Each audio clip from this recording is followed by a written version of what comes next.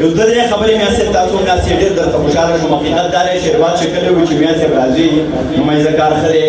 څوک به وي چې خبره به هم وشي. درمان صاحب، راشد صاحب زموږ ډېر محترمین، څومره چې ملګري راغلي دي، محبوب زموږ مشر مې واورېده. دو خبرې کوم، بیا یو غزل وایم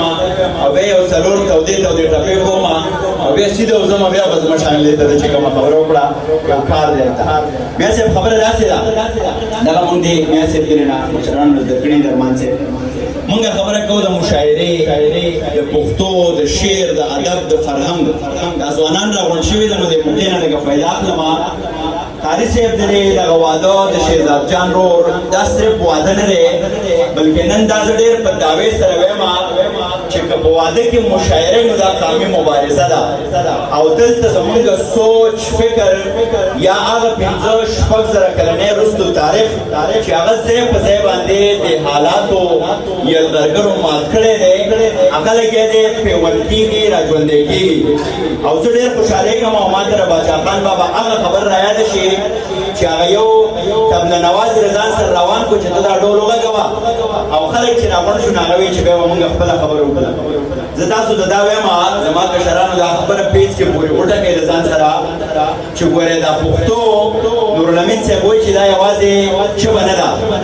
انګریزي ژبه ده، فارسي ژبه ده، عربي ژبه ده، خو پښتو زموږ او ستاسو د ژوند د تېرولو پوره تګلاره ده. دا میا صاحب چې ډېر په مینه باندې ناست دی او زموږ چې د سره د عقیدت تر حده مینه ده دا هغه پښتو دی چې موږ میا صاحب اورېدلی دی، لیدلی دی، کتلی دی. د راشد منهاس په شکل کې یوه ډېره لویه قربانۍ نه پس هم میا صاحب قامي مبارزه نه ده پرېښې نو دا پښتو ده. دغه پښتو ده چې مونږ قاري شیربال ته رالو نو مونږ ویو چې د پښتو د وجې نه دله رالو. دا ورته نه دي مونږ ویلي چې د انګریزۍ د وجې نه دله رالو یا زما تا سره انګریزي ده یا مې فارسي ده او مونږ ویو زما پښتو ده تا سره او د پښتو د وجې نه به راځم. دا زمونږ پښتو ده چې زمونږ په وطن کې زما زمرود، زما کرومایډ، زما میتین، زما ګیس د دې به مونږ تپوس کوو، د دې به مونږ پوښتنه کوو چې ولې د یوې بلې سیمې نه یو کس راشي او هغه زما او ستا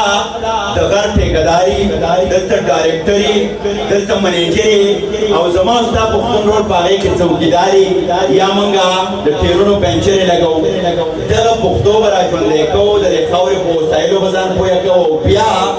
میا صاحب ناست دی کومه لویه ستونزه چې خدای مکړه بیا راپېښېدونکې ده نو که په ودونو کې دغسې مشاعرې او دلته ډیبیټ کېږي، خبره کېږي نو موږ به د هغې مخنیوی وکړو. که داسې ونه شي نو خدای مکړه په ودو به یې رالاندې کړی وو او څنګه چې په 2009-8 کې موږ ولیده چې زما ګل ګل سوات، زما شانګله او زما پورا ملکن ریجن په هغې کې موږ داسې تورې ورځې ولیدې. میا صاحب هغه ورځ زه په کلي کې وم نو زما تره ما ته فون وکړو چې بچیا ناوخته زه اکثر روزم حجره کې یو ټپل به وکړم، یو تره زوی مې دی هغه وکیل هم دی هغه ستار راګوي نو ما ته یې فون وکړو چې حالات درته ښه نه دي او ته خیر دی نن حجرې ته مه راوځه. درمان صاحب ته په خدای یقین وکړه ما له یو فریب راغی. هغه ما ته ویل بچیا ولې ته خو د کار سړی ولې بې حوصلې شوې؟ ما یې په دې باندې بې حوصلې شم چې راجولي شاه خټک صاحب ویل په دې مقاله چې ما د ژوند د پاڼې ټکي ټول کړو تا پې څومره په اسانه خلاص کړه. مونږ د شیرینګل په غر کې، د تورغر په غر کې، د جوزبې د شانګلې په غر کې مشاعره کوو، د ژوند خبره کوو، د امن خبره کوو او دوی یو ټوسوکي او بیا زما تره ما ته وایي چې ګوره ته به مې ټپه نه کړې. دا کومه خبره زما زړه راشنېږي تاسو دا نه شئ انځورولی. نو زه تاسو ته دا وایم چې دا وطن زموږ دی، د دې امن زموږ دی، سوات باجوړ وزیرستان زما دی، بیانیه زما، بیان زما دی. دې ته به د میا صاحب غوندې ودرېده غواړي، د بابک صاحب غوندې به ودرېده غواړي،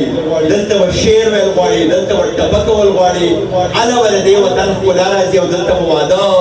په دغسې مشاعرو باندې مانځل غواړي نو هله به دلته مجموعي ښکلا راځي، پرمختګ او ترقي به راځي. دغه خبرې وې. راځم یو غزل له درمان صاحب دا دې هم میا صاحب ته ډالۍ وي. میا صاحب غزل دی چې ستا غېږې لراغلمه آباد شومه ساقي د واړه ګناهونو نه آزاد شما ساقی چستا غیگی لراغلما کابلا دا انگر اوبو کے خوند دا بارودا کابلا دا انگر اوبو کے خوند دا بارودا پا امن بسیرن شما برباد شما ساقی دوار